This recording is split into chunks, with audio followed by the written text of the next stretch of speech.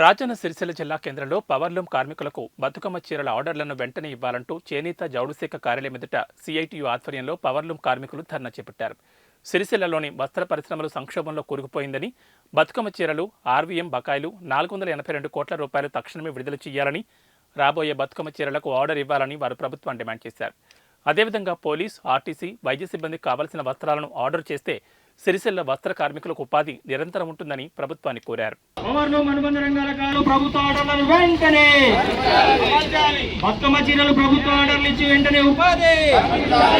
జిందాబాద్ CITU, జిందాబాద్. శాఖ office ముందు పెద్ద ఎత్తున ధర్నా కార్యక్రమం చేయడం జరిగింది. బతుకమ్మ ఆర్డర్లు పూర్తి చేసి 3-4 నెలలు అవుతుంది. ఇంతవరకు గవర్నమెంట్ నుంచి ఎలాంటి ఆర్డర్స్ రాలేదు. ఇక్కడ ఉన్న యజమానులు కూడా పాలిస్టర్ ఉత్పత్తి సుధా నిలిపివేయడం జరిగింది 2-3 నెలల సంది. వాళ్ళు ఏమంటారంటే మేము దందా చేయలేము, మాకు గవర్నమెంట్ నుంచి రావాల్సిన పద్దులు రాలేదు, మాకు ఇక్కడ మీటర్కు రూపాయి నష్టపోతున్నాం, కాబట్టి మేము ఈ దందా చేయలేమని చెప్పి వాళ్ళు చెప్పడం జరుగుతుంది.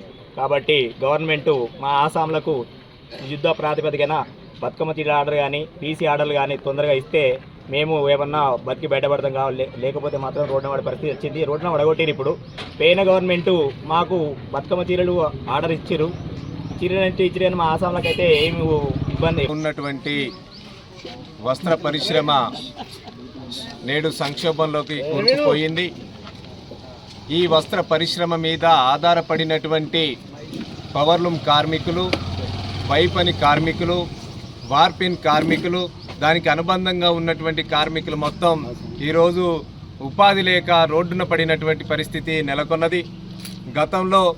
గత ప్రభుత్వానికి సంబంధించినటువంటి ఆర్డర్స్, బతుకమ్మ చీరలు కానీ, ఆర్వీఎం కానీ, షాదీ ముబారక్ కానీ ఇట్లాంటి వస్త్రాలు కూడా ఈరోజు సిరిసిల్ల ప్రాంతంలో ఉత్పత్తి చేసినటువంటి పరిస్థితి ఉంది.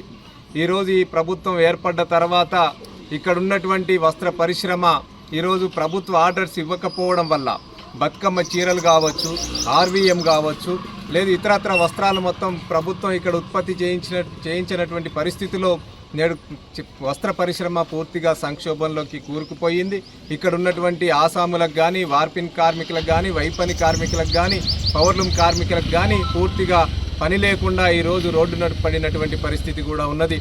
ఇదే పరిస్థితిగా కనుక ఇక కొనసాగితే, గతంలో చూసినాం ఇక్కడ సిరిసిల్ల అంటే ఉరిశాలగా మారినటువంటి పరిస్థితి.